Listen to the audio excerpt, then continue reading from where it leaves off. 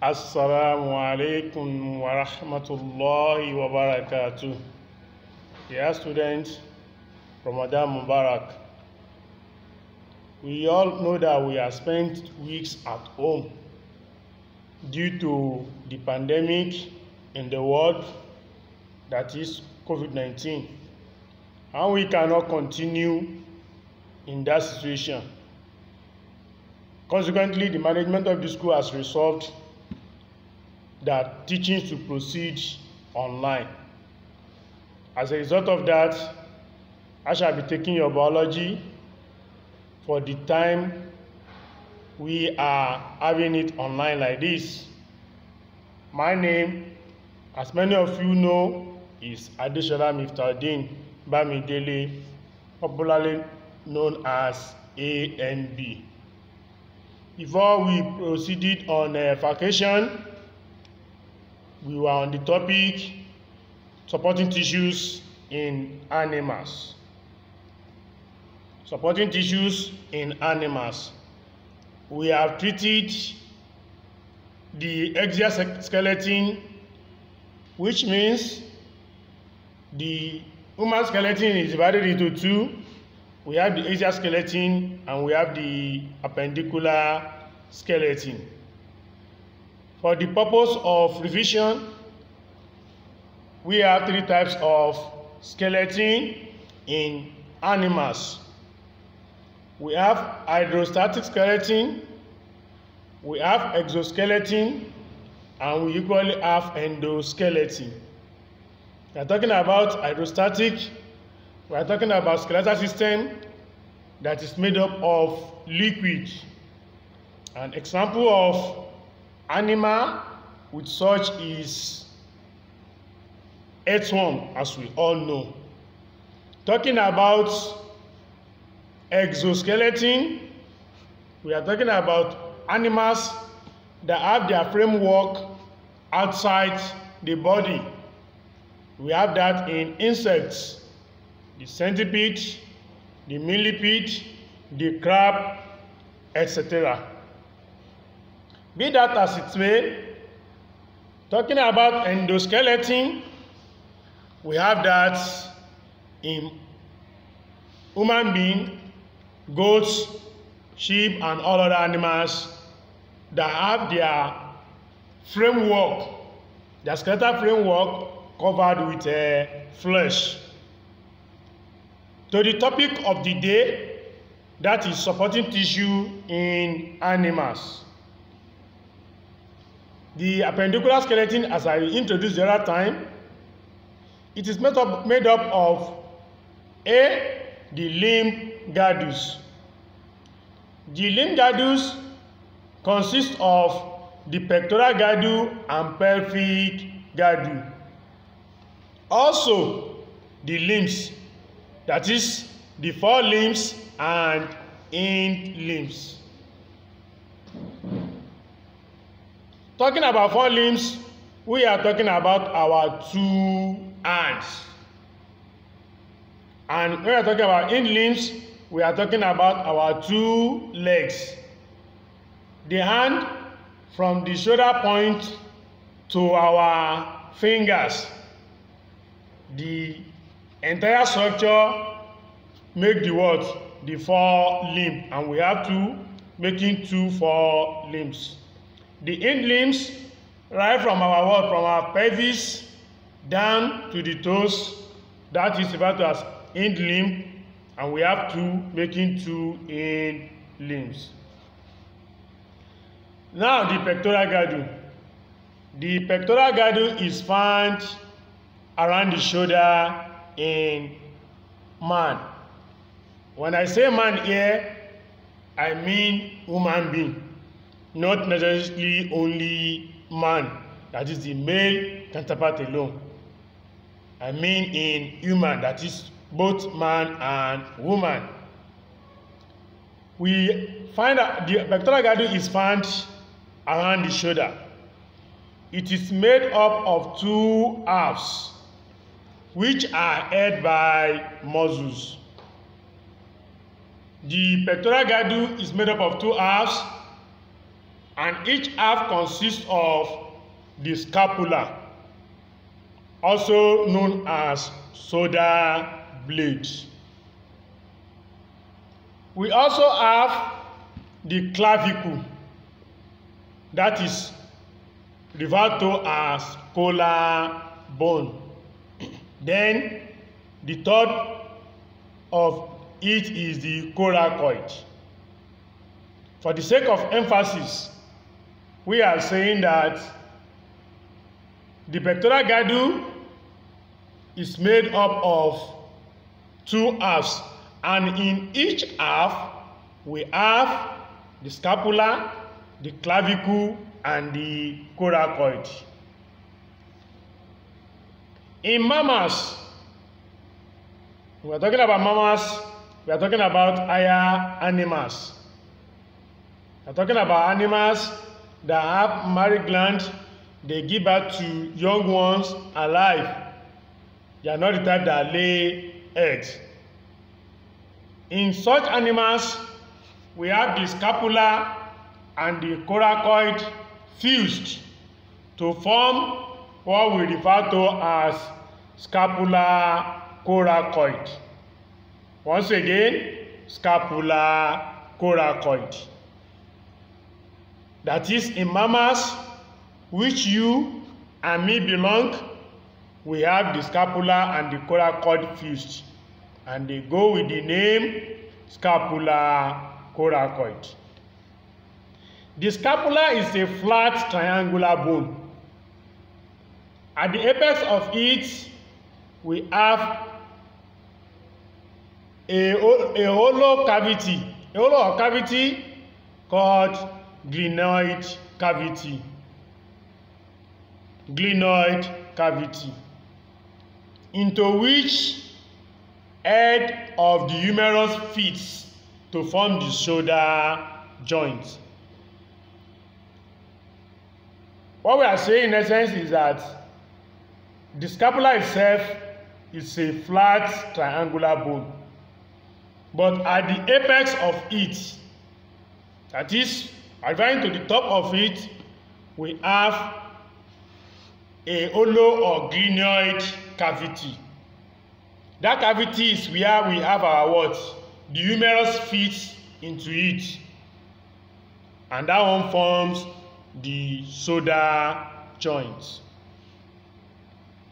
Coracoid is a small hook-shaped bone that lies above the glenoid cavity. The glenoid cavity is where the what? The humerus fits to form the shoulder joint.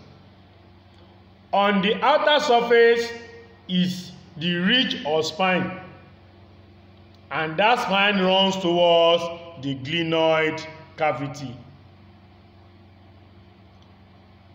The spine ends into two projections. That is, the spine that runs through the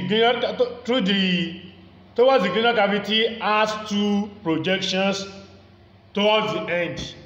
They are referred to as what? Acromion and metacromion. Acromion and metacromion. Acromion is shorter, while metacromion is bigger. We have the diagram of human pectoral girdle so that we understand what we are talking about. If we are going together and you give your rapt attention, out of the three bones that make the pectoral girdle, two have been discussed. Remaining the third one, which is the what? The clavicle. It is a small rod of bone attached to ligament joining sternum to the acromion of the scapula. With this, the 3 bones in each half of the pectoral girdle have been discussed. Furthermore, we need to understand the functions of pectoral girdle. 1. The scapula, the spine, and the 2 processes formed are important for the attachment of muscles and ligaments. Also, that is function number 2. Pectoral girdle also provides firm support for the forelimbs. That is, the forelimbs are firmly attached to the what? To the shoulder, to the pectoral girdle. It provides support for our forelimbs. I mean our 2 hands. Now, we go to pelvic girdle. The pelvic girdle is found around our waist. It also consists of 2 halves, which are joined to each other ventrally and to sacrum dorsally. You recall, in one of our previous lessons, we discussed the 2 types of skeleton. Even when we are talking about human skeleton, we have 2 divisions. We have the axial skeleton and we have the appendicular skeleton. Under axial skeleton, there we discussed the skull. We have the vertebral column, that is the bones that make up the vertebral column, the 5 that we already know, that is the cervical, the lumbar, the thoracic, the caudal, and the sacrum. All these are the bones that make our what? That make our vertebral column. As I was saying, pelvic girdle also consists of 2 halves, and the halves are joined together by a line of fusion that is referred to as what? Pubis symphysis. The line of fusion of the 2 halves is called pubis symphysis. Each half is called a nominate bone. Again, each half of the bones that make the pelvic girdle is called a nominate bone. And in each innominate bone, we have 3 different bones. 1, ilium. This one is at the top. It is the largest as well as the longest of the 3 bones. We also have ischium and we have pubis. Meanwhile, both ischium and the pubis enclose an opening or a hole that is called obturator foramen. Once again, the ischium and the pubis enclose a particular opening, which is referred to as what? Obturator foramen. It is through this enclosed opening that nerves, blood vessels, and muscles pass through. You can see the diagram also for your comprehension. We have deep hollow or depression called acetabulum on the surface of each half of the girdle. where the three bones meet. That is, we have a depression there where the three bones meet. This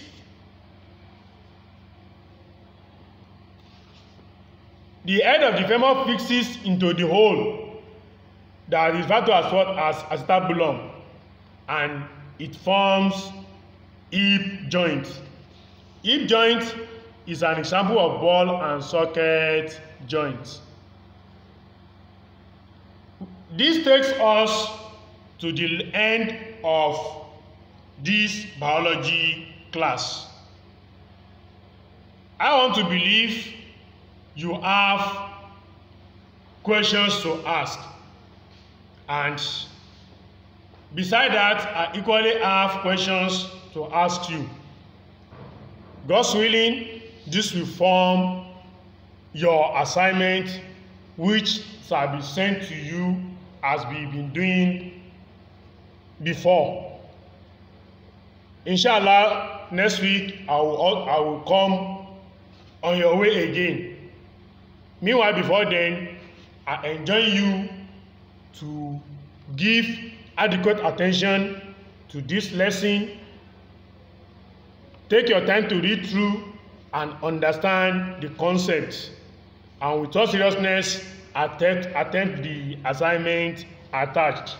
I enjoin you to stay safe, and when you have need to be outside, make sure you do all the needful in terms of using face mask and keeping physical distance. We beseech Allah subhanahu wa ta'ala to clear off this pandemic off our land. Mashallah quwwata illa billah alayhi al-azim. Ramadan Kareem. Assalamu alaikum wa rahmatullahi wa barakatuh.